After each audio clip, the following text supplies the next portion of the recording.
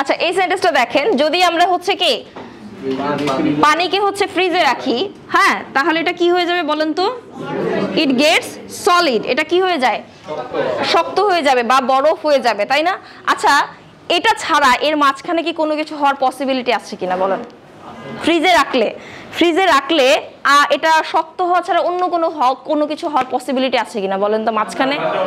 হ্যাঁ, ওই তো ঠান্ডা হয়ে তো বরফ হবে, তাই না?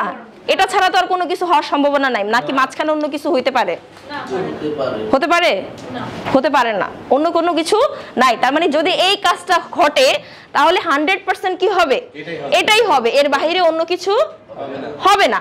একটা শর্ত যদি আরেকটা শর্তের উপর 100%, আমি এই কাজটা যদি ঘটে 100% এই কাজটাই ঘটবে, এর বাইরে অন্য কিছু ঘটবে না, এগুলাকে বলা হয় জিরো কন্ডিশনাল। এগুলাকে কি বলা হয়? Zero conditional. Petronas Education, exacting excellence.